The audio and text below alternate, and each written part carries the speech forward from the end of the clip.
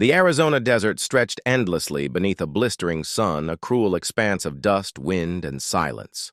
Rancher Cole Maddox guided his horse, Buck, through the shimmering heat, his eyes scanning the horizon for any sign of life or trouble. The storm that had raged through the night had left the land scarred and unfamiliar, fencing torn down, water troughs overturned, and the air still thick with grit. He needed to find his stray cattle before coyotes or rustlers did. But as he rode, something else caught his eye, a glint of movement by the dry creek bed below. Cole reined in Buck, squinting against the sun. At first he thought it was a trick of the light, but as he descended the ridge he saw them, two figures lying still in the dust, half covered in sand and storm debris. His hand went instinctively to the rifle slung across his saddle. Two Apache women, young, their skin sun-browned and clothes torn, one of them clearly injured.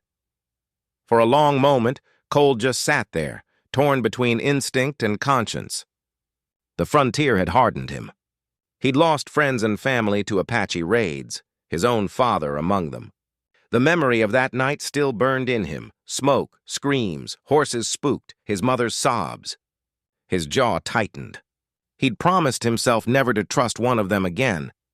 And yet, he couldn't ride away. He dismounted slowly, keeping his rifle ready, and called out, "You alive?" The older of the two stirred, her eyes fluttering open. She was striking in a fierce, weathered way. Ayanna, he would later learn. She raised an arm to shield her face, then struggled to sit up. The younger girl, maybe 16, didn't move at all except for the faint rise and fall of her chest. Cole approached cautiously, scanning the area for ambush. But there was nothing, no tracks, no horses, no signs of others nearby. "Just two women abandoned to the desert. You speak English?" he asked. Ayanna's lips parted, dry and cracked. "Water," she rasped. Cole hesitated, then pulled a canteen from his saddle. "Don't try anything," he muttered, handing it to her. She took it, guiding it to the younger girl's lips first, letting her drink before taking a sip herself. That small act, so instinctively protective, did something to Cole's guarded heart. He studied them both. The younger one's leg was badly cut, maybe from falling on rocks during the storm. If he left them there, they wouldn't last till sundown. Cole sighed, rubbed the back of his neck, and looked up at the empty sky. "Damn it," he murmured under his breath. "I'm gonna regret this." He slung the younger sister across his saddle, careful not to hurt her, and helped Ayanna climb up behind. The horse shifted under the weight, but Cole steadied him. He mounted and turned back toward the ranch. The ride was long and silent, broken only by the creak of leather and the low groan of wind across the plains. When the ranch finally came into view, a lonely house surrounded by split-rail fences and a few scattered cattle, Ayanna's eyes widened. She whispered something in Apache to her sister, who stirred weakly. Cole caught only a single word: safe. He led them inside, clearing off his old cot and fetching water. The sisters sat quietly by the fire, their eyes darting around the room as though measuring his every move. The air between them was thick with tension, gratitude and mistrust in equal measure. As night fell, Cole leaned against the door frame, watching them from the shadows. He didn't know who they were or why they'd been left to die, but one thing was certain: their arrival had changed the stillness of his world forever. And as coyotes howled beyond the fence line, a new and uneasy chapter began on the Maddox ranch. The night came quickly, as it often did on the frontier, blue fading to black in the span of a breath. The storm had passed, leaving the air cool but heavy with that strange silence that follows chaos. Inside the Maddox ranch house, the fire crackled in the hearth, throwing orange light across rough timber walls. Cole sat at the table, his hat pulled low, a steaming tin cup of coffee between his calloused hands. Across from him, the two Apache sisters huddled close to the fire, wrapped in old quilts he'd found in the chest upstairs. The younger one, Tala, slept fitfully, her face pale, her injured leg bandaged with torn linen. Her sister Ayanna sat awake, watchful and still. She hadn't said more than a few words since they arrived, Cole's dog, Buster, growled low in his throat when she moved. The rancher gave a short whistle and the dog went quiet, though the unease in the room didn't fade. He cleared his throat. "You both came a long way from Apache Ridge," he said, testing her reaction. Ayana's eyes flicked up, unreadable. "Storm took us," she said slowly, her accent soft but distinct. "We walk many suns," he nodded, sipping his coffee. "You got a tribe nearby?" "No tribe now," she answered, the faintest tremor in her voice. "We only sisters." The words settled heavy in the air. Cole studied her face. High cheekbones, a faint scar along her jaw, a mixture of strength and sadness. She couldn't have been much older than 20. "Can't stay out there," Cole muttered after a while, mostly to himself. "Coyotes, no water. Desert eats people alive." Ayana looked at him then, really looked at him, her dark eyes steady. "Why you help us?" she asked quietly. Cole didn't answer right away. He stared into the fire, the flames dancing over his tired features. "Guess I ain't the kind of man who leaves folks to die," he said finally. "Even if they might be Apache." Her gaze dropped. "Many white men would," she said. He didn't deny it. The silence stretched between them, filled with the pop and hiss of burning wood. Outside, the wind rustled through the mesquite trees, and a lone coyote called from somewhere beyond the pasture. Cole stood, checked that the rifle was still by the door, and began to pace slowly. He wasn't sure what unsettled him more, the memory of the raids or the feeling that this woman's presence stirred something deeper, something he didn't want to name. Ayana watched him with quiet curiosity. "You live alone?" He nodded. "Wasn't always," he said. "Had family once. They're gone now." Her expression softened. "War takes much from all people," she said. That truth hung between them like a fragile bridge. For the first time, Cole felt the edge of his suspicion dull just a little. But when he turned away, he caught the sisters exchanging a glance, quick, quiet, and secret. A chill went down his spine. He couldn't shake the stories he'd heard. Ranchers ambushed after taking in Apache women, using kindness as bait. As the hour grew late, he set a lantern by the window and said gruffly, "You can stay till your sister's strong enough to ride, but I'll be keeping my door locked at night. Understand?" Ayana gave a small nod. "We understand, Rancher Maddox." He lingered a moment longer before retiring to his room. Through the thin walls, he could hear the sisters murmuring softly in Apache, words he couldn't understand, though the tone of them set his nerves on edge. He lay down on his bed, the rifle within reach, staring at the shadows dancing on the ceiling. They were guests, but they were also strangers. And on the frontier, strangers were the most dangerous kind of company. 3 days passed since the sisters arrived at the Maddox Ranch, and the rhythm of Cole's life had shifted into something both strange and uneasy. He wasn't used to company, especially not from Apache women. Yet, each morning, when he stepped into the kitchen, he found Ayana already awake, tending the fire, brewing coffee the way she'd seen him do it.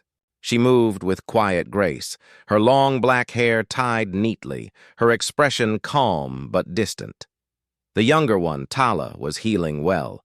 Cole had done his best to clean her wound, and Ayana kept a poultice of herbs pressed against it. It seemed to help. Sometimes he caught them laughing softly together in their native tongue, a sound that unsettled him more than it should have. It wasn't that it was harsh. It was beautiful, melodic, but it reminded him that they were from a world he didn't understand, a world that had once taken everything from him. He told himself he'd send them on their way soon. Maybe when Tala could ride. Maybe tomorrow.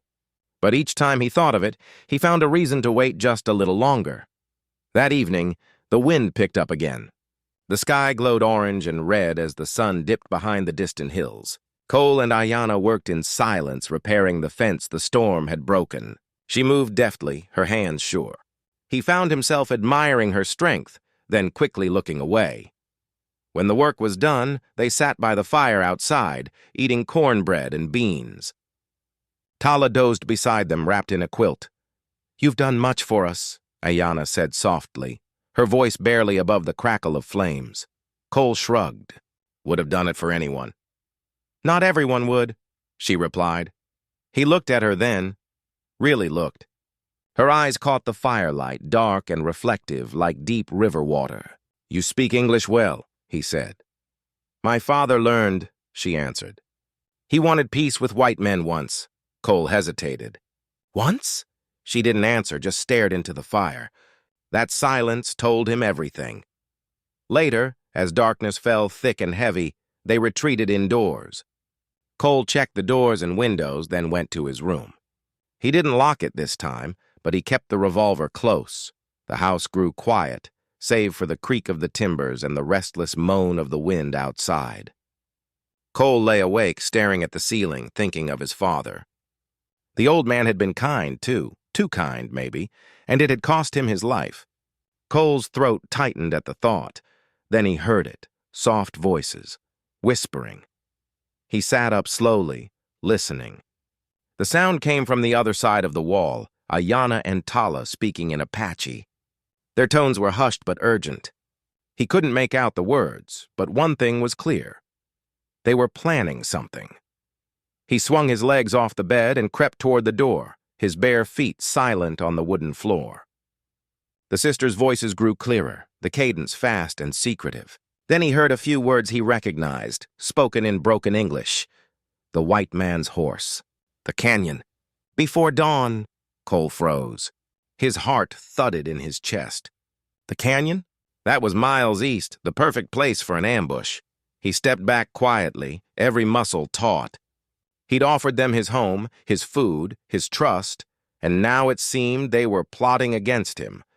But still, a part of him hesitated. He'd seen their kindness, their fear. Could it all be a lie? He returned to his cot, staring into the darkness. The whispers continued a while longer, then faded into silence. Cole lay awake long after, a decision forming in his mind. If they meant to betray him, he would find out soon enough. Tomorrow night, he told himself. He would feign sleep and finally learn the truth about the Apache sisters. Sleep never came easy for Cole that night. The whispers of the Apache sisters rolled through his mind like distant thunder, low and unsettling. Each time he closed his eyes, he saw their faces lit by firelight. Ayanna's calm, unreadable expression, and Tala's frightened eyes glancing toward the window, as if expecting someone in the dark. He'd lived through enough danger on the frontier to trust his instincts.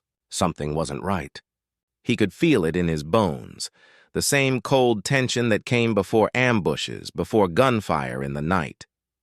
He sat up, staring into the blackness of his small room, the rifle resting across his knees. Outside, the wind scraped against the wooden walls, carrying the smell of dust and sagebrush. The horses in the corral shifted uneasily. Cole rose and stepped to the window, peering through the moonlit haze. Nothing moved but the ghostly branches of a mesquite tree swaying in the distance. Still, he couldn't shake the thought of what he'd heard the night before. The white man's horse. The canyon. Before dawn. He rubbed a hand over his face, muttering under his breath, "What the hell are you planning?" By morning, he'd made up his mind. If the sisters were plotting something, he needed proof. He'd let them believe he trusted them, let them act without suspicion, and when the moment came, he'd be ready. The day passed in tense silence. Ayanna was her usual composed self, tending to the fire and preparing breakfast. She offered him a faint smile as though nothing had changed, but Cole's return smile was forced and hollow. Tala limped about, helping with chores, her young face pale and quiet. Once, Cole caught her watching him with something like guilt. Or was it fear? He couldn't tell anymore. He worked on mending the barn roof through the afternoon, his mind spinning with doubts. Maybe he was wrong. Maybe their talk had meant something else entirely. But out here, a man didn't survive by giving strangers the benefit of the doubt. When evening came, Ayanna cooked a pot of stew from what was left of the dried venison. The smell filled the cabin, warm and familiar, yet Cole's stomach twisted with unease. The sisters ate little, exchanging short glances that didn't escape his notice. After dinner, he pushed back from the table. "Long day," he muttered. "Think I'll turn in early?" Ayanna nodded politely. "Good night, Rancher Maddox." Her tone was smooth, almost too calm. Cole retreated to his room, heart pounding in his chest. He set his revolver beneath the blanket where he could reach it quickly, then eased himself onto the cot. He took off his boots but left everything else on, shirt, jeans, belt, ready for whatever the night brought. Then, with slow, deliberate breaths, he pretended to sleep. Through his half-closed eyes, he watched the thin line of light under his door. Shadows moved across it, soft footsteps, muffled voices. He stilled his breathing, every sense straining. The sisters were whispering again. He couldn't make out every word, but he heard Ayanna's voice, low and commanding. "Not yet," she said in broken English. "When he sleeps deep." "We wait." Cole's pulse thundered in his ears. He gripped the revolver's handle, his mind racing. Wait for what? Minutes passed like hours. The fire in the hearth popped. A coyote howled somewhere beyond the pasture. Then came the words that made the hair rise on his neck. Ayanna whispered something sharp and fast in Apache, too fast for him to catch, then said in English, "At sunrise it will be done." Cole's jaw clenched. Whatever it was, he'd know soon enough. He didn't move. Didn't blink, just lay there in the darkness, breathing slow and steady like a man deep in slumber. But behind closed eyes, his mind was burning with a single chilling thought. The test had begun, and by morning, one of them might not live to see the sun. The night stretched long and restless, every sound magnified inside the small cabin, the tick of the cooling stove, the slow crackle of dying embers, the whisper of wind against the window pane. Rancher Cole Maddox lay still on his cot, every muscle coiled like a wire, his breaths even and measured. His revolver rested in his right hand beneath the blanket. He had been pretending to sleep for nearly an hour. Through the thin wall, he could hear the Apache sisters moving softly in the main room. Ayanna's voice rose and fell like the rhythm of a quiet storm, while Tala's sounded timid, uncertain. Their words came in Apache mostly, quick and low, but now and then one slipped into English, just enough to make Cole's pulse quicken. He heard the scrape of a chair. Footsteps approached the doorway. A shadow darkened the line of light under his door. He slowed his breathing to the faintest rhythm. Then came Ayanna's voice, close now, clear as a bell in the stillness. "He sleeps." Tala's reply trembled. "We should go before dawn. If they find us here, they will not." Ayanna cut in, calm and sure. "He must not die." "Not yet."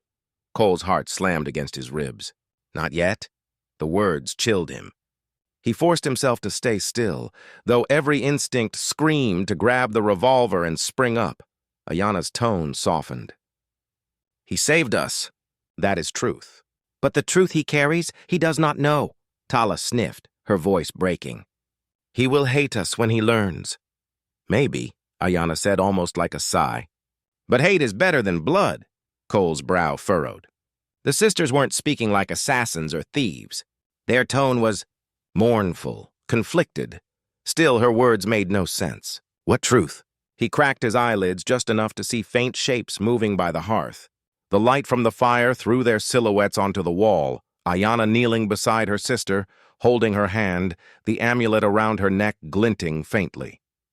Tala's shoulders shook as she whispered something, and Ayanna hushed her gently, stroking her hair like a mother would a frightened child.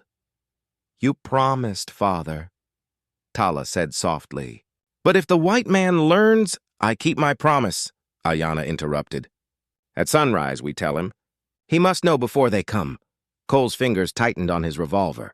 "Before who comes?" Ayanna stood, her shadow long against the wall. "Sleep now," she said to her sister. "The spirits will test him at dawn. We will see if his heart is as kind as his father's." Then the floorboards creaked. Her footsteps moved toward the door, then outside, fading into the night. The door groaned as she eased it open, then shut again softly. Cole stayed frozen, his mind spinning with questions that only deepened the dread curling in his gut. He had expected a betrayal, an ambush maybe, but not this strange, cryptic talk of truths and tests. Minutes passed, then hours. The fire burned low, its light flickering against the walls like restless ghosts. Cole barely dared to move until he heard the faint sound of the door open again and close. Ayanna had returned. She settled near the hearth, murmuring a quiet prayer in Apache that Cole didn't understand. When silence finally swallowed the room, he opened his eyes fully, staring into the darkness. The gun felt heavy in his hand, but the weight in his chest was heavier. They must not die. Not yet. He must know before they come. The phrases echoed in his head like thunder rolling over empty plains. Outside, the first hint of dawn began to pale the horizon. Whatever waited for him with that sunrise, he knew it wasn't just danger, it was revelation. And as he lay there, pretending to sleep beneath a sky turning gray, the rancher realized that the sisters' secret might be far more dangerous than any ambush.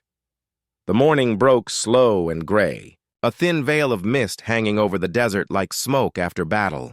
Cole Maddox rose before the sun as he always did, but today, something in the air felt heavier, thicker. His mind was still knotted with the fragments of what he'd overheard in the night. He must not die, not yet. He must know before they come. Those words clung to him like burrs on a saddle blanket. He pulled on his boots and stepped into the main room. The sisters were already awake. Ayanna stood by the window, her dark hair falling loose down her back, while Tala sat by the fire stirring a pot of coffee. The scent of roasted beans filled the air, warm and familiar, but it did little to ease the tension coiled in his gut. "Morning," Cole said carefully. Ayanna turned. Her eyes met his, steady, unreadable, the same calmness that unnerved him since the day they met. "Morning, Rancher Maddox," she said. "You two were up late last night," he said, his voice even. A flicker crossed her face, but she didn't answer right away. "We had things to remember," she said finally. Cole didn't push it. Not yet. Instead, he poured himself some coffee and leaned against the table.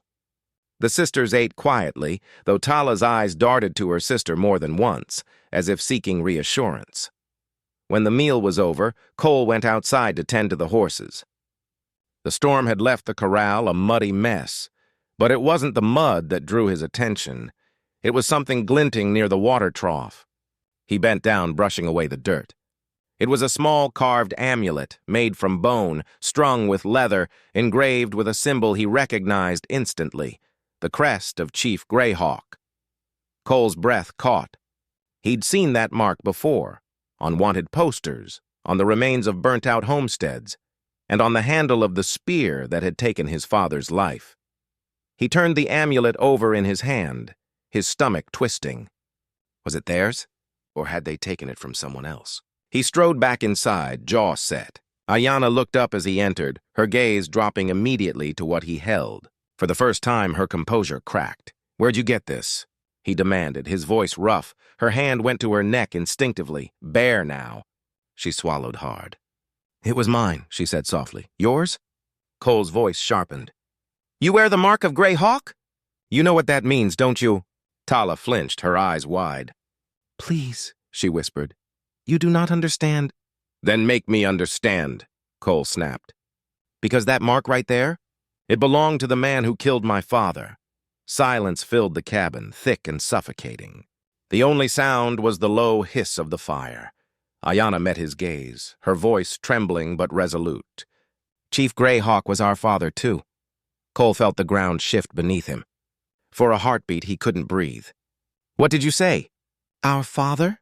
she repeated, standing tall, though her eyes glistened with pain. "Greyhawk, you call him enemy. We called him Adani, father." Cole's hand tightened around the amulet.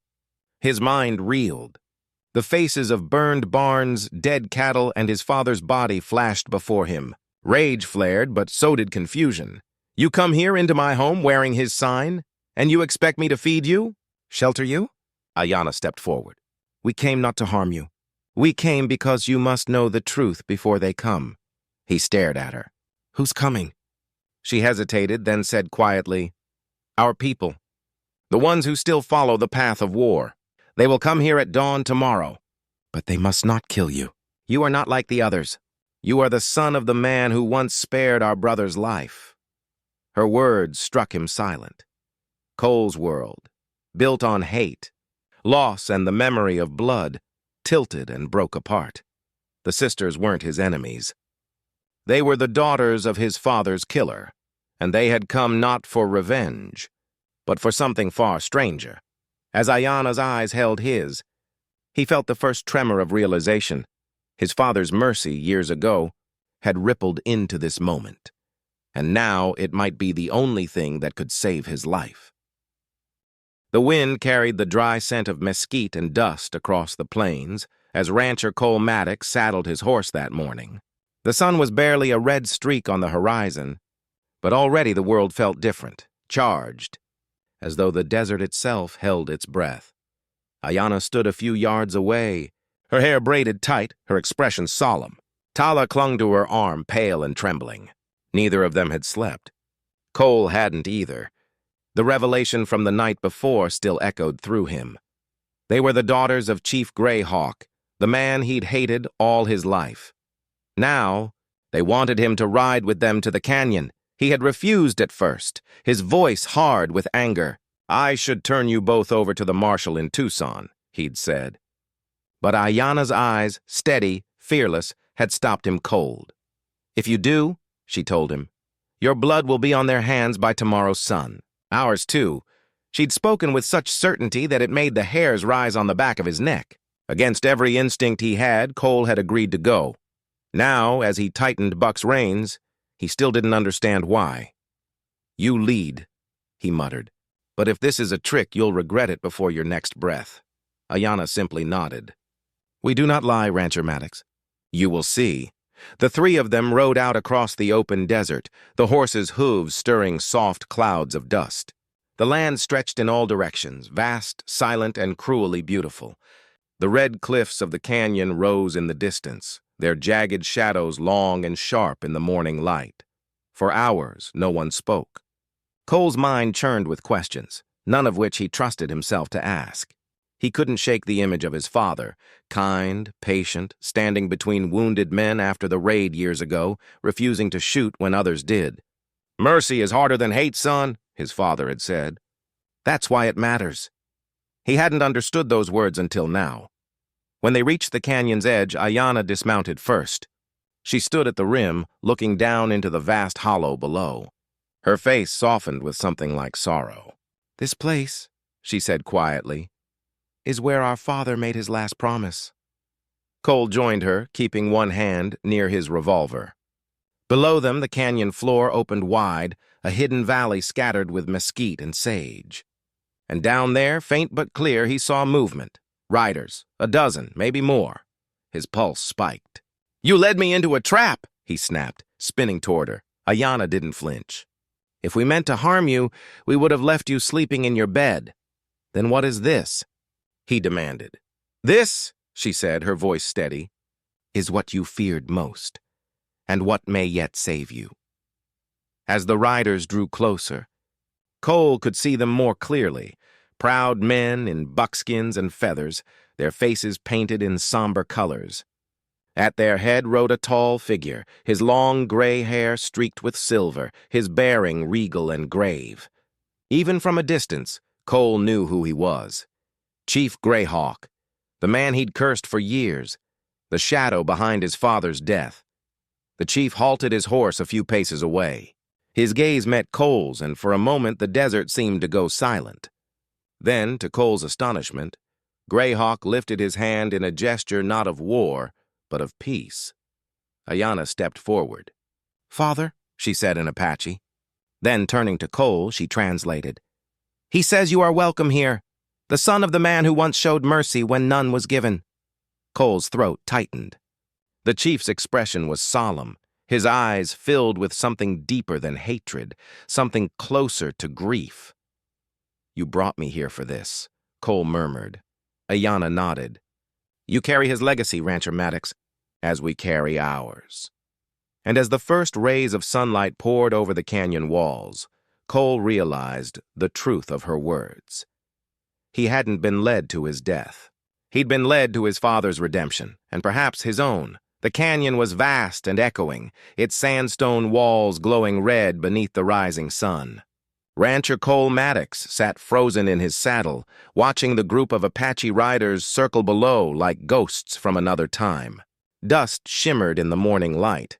And in the center of that haze sat Chief Greyhawk, calm and still, his gaze fixed on Cole. Ayanna and Tala had dismounted beside him, their heads bowed with quiet reverence. The air between the two worlds, the white man and the Apache, felt thin, brittle, ready to break with a single wrong word. Greyhawk rode forward slowly, his horse moving with a steady grace. When he stopped a few feet away, he spoke in Apache. His deep, steady voice rolled through the canyon, carrying weight that made even the wind fall silent. Ayanna translated softly. "He says you look like your father, the man who spared his son when the soldiers came." Cole's breath caught. "My father spared an Apache boy?" Ayanna nodded. "Years ago, near Fort Lowell. Your father found a wounded child in the ruins after a battle. The soldiers said to finish him. He refused. He hid the boy, fed him, and set him free." Cole's mind reeled. He remembered that day faintly. His father had returned home, clothes torn, blood on his hands, but eyes strangely peaceful. When Cole asked what happened, he'd said only, "I did what I had to." He never told the rest. Greyhawk dismounted and stepped closer, every line of his face carved by age and loss. He studied Cole in silence, then spoke again. Ayanna's voice trembled as she translated. "He says that boy was his youngest son, our brother. Your father's mercy saved him. When he died later in battle, Greyhawk vowed never to take vengeance against the Maddox bloodline. That promise is why you live, even now." Cole felt the air leave his lungs. He looked from Ayanna to the chief, unable to speak.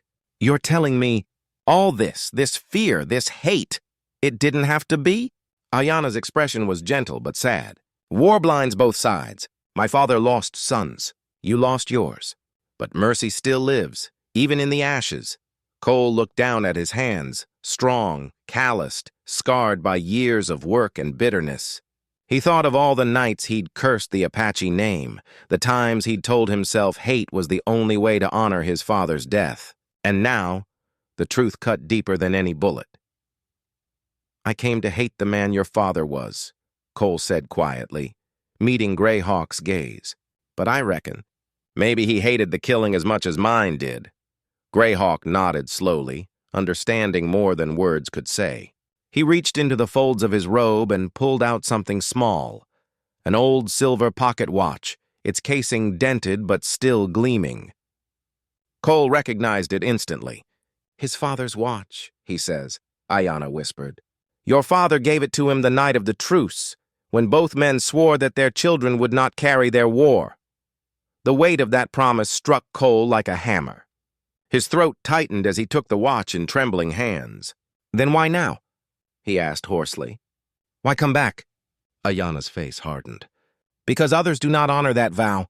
A band of young warriors plan to strike your ranch tonight. They see your land as a symbol of what was taken. We came to warn you, to repay our father's debt." Cole's heart pounded. He looked from her to Greyhawk, realizing that this meeting wasn't just revelation, it was salvation. The old chief raised his hand solemnly. Ayanna translated one final time. "He says peace is not words, it is choice. What will you choose, Rancher Maddox? To fight or to remember?" Cole looked out across the canyon, the watch gleaming in his palm.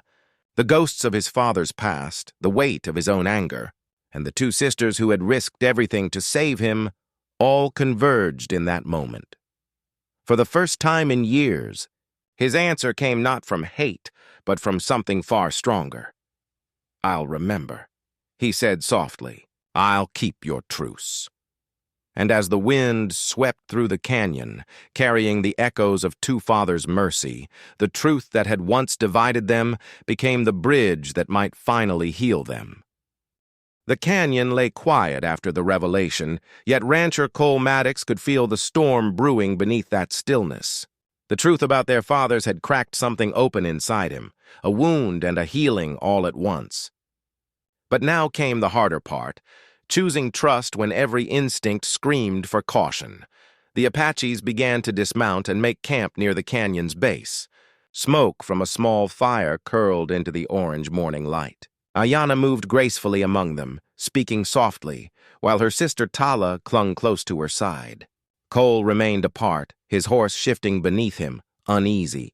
He wanted to believe them, wanted to trust that Ayana's warning was real, but years of blood and fear were not easily washed away by words.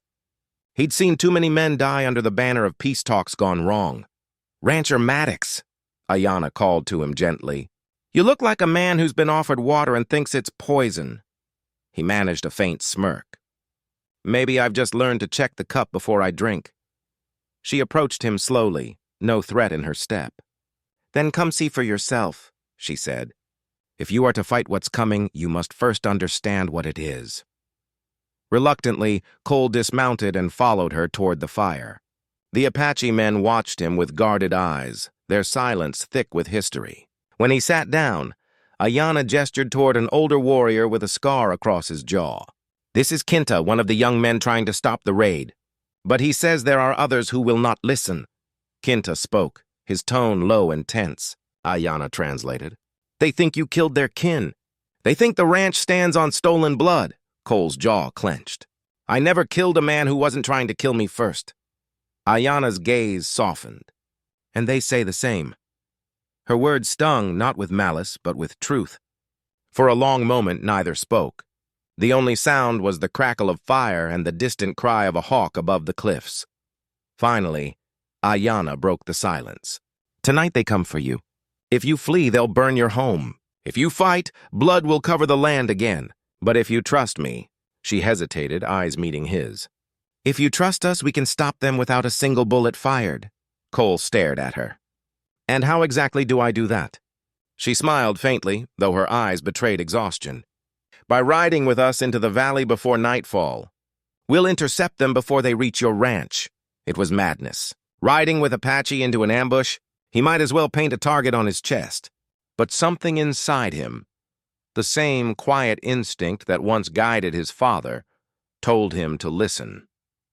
Tala, silent until now, stepped closer. "If we meant to harm you," she said in halting English, "we would not have warned you." Her trembling sincerity was impossible to doubt. Cole nodded slowly. "Then I'll ride," he said. "But if this turns out to be a lie, it won't," Ayana interrupted softly. Before they broke camp, Gray Hawk approached him. The old chief's eyes glimmered with the weight of years. He placed his weathered hand on Cole's shoulder, a gesture both alien and familiar. "Through Ayana," he said, "my son died because men could not trust each other. Do not let that be your story." Cole met his gaze. "Then I'll see this through." When the sun began to dip below the canyon rim, the group mounted up, warriors and rancher alike. The red light painted their faces in the same hue, blurring the line between enemy and ally. Cole glanced at Ayana beside him, her eyes set on the horizon.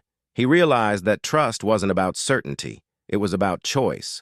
And tonight, as they rode toward danger together, that choice would be tested in blood and fire. The sun had bled out behind the horizon, leaving the desert in shades of violet and rust. The air grew cold, the kind of chill that crept into a man's bones and whispered warnings. Rancher Cole Maddox rode at the front beside Ayana, his rifle strapped across his back, every muscle in his body wound tight. Behind them, Gray Hawk's men fanned out silently, shadows moving like the land itself.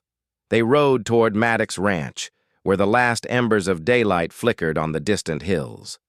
Cole's mind spun with the weight of what lay ahead. He could almost see it now, his barn in flames, his cattle scattered, his father's watch gleaming in the firelight. But he wasn't the same man who'd left that ranch yesterday. "Do you trust me?" Ayana's voice broke through the wind. He hesitated only a moment before answering. "I reckon I have to," she nodded. That's all trust ever is. They reached the ridge above the ranch just as night settled in full.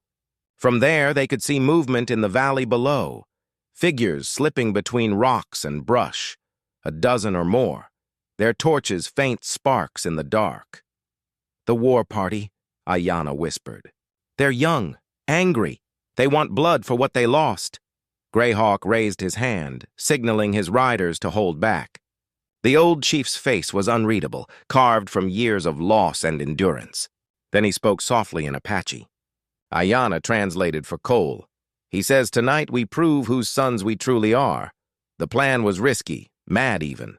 They would ride down unarmed, no rifles drawn, no blades in hand. Ayanna would speak first. If she failed to reach them, they'd all die before the moon reached its height. Cole looked at her, at the courage etched into her features, and felt something stir in him, something close to reverence. "You sure this'll work?" he asked quietly. She gave a faint smile. "No, but mercy never waits for certainty." With that, they descended the slope. The night exploded in shouts when the war party spotted them. Torches flared, arrows lifted, tension thick as a drawn bowstring. Cole's horse shied, but he held steady. Greyhawk's voice boomed across the valley, commanding silence. The young Apache warriors froze. Ayanna urged her horse forward, raising both hands. She called out to them in her native tongue, words that Cole couldn't understand but felt deep in his chest. Her voice rose and broke with passion, her tone shifting from anger to pleading to something like grief. One of the young men, his face painted in crimson, shouted back furiously. Ayanna's reply was sharper this time, defiant. Cole's instinct screamed at him to grab his gun. He didn't. He forced himself to stay still. After what felt like forever, the crimson-painted warrior dismounted and strode toward Ayanna. The others watched, ready to strike. The man said something harsh and pointed a knife at Cole. Ayanna's voice softened. She reached into her saddlebag and pulled out the silver pocket watch, Cole's father's watch, and held it high for all to see. The moonlight caught its surface like a living flame. She shouted a single phrase that even Cole could understand. "Mercy is our inheritance." The young warrior stopped. His knife wavered. The rest began to murmur among themselves. Greyhawk dismounted, walking forward with the dignity of a man carrying generations on his shoulders. He spoke in a voice that trembled but did not falter. Ayanna translated through tears. "He says, 'Your father saved my son. Tonight I save his.'" The knife fell to the ground. The torches lowered one by one. Silence swept the valley. Cole exhaled shakily. The war that had simmered for decades, between fathers, sons, settlers, and tribes, was ending not with blood, but with a single act of trust honored. As dawn began to paint the desert gold, Greyhawk turned to Cole. "Your land is safe," Ayanna translated. "Our promise is kept," Cole nodded, unable to speak. He looked to Ayanna, whose eyes met his with quiet triumph. He finally understood. The test had never been about who could draw faster or ride harder. It had been about who could forgive first. And as the first light of morning touched their faces, the rancher and the Apache stood side by side, bound not by war, but by mercy.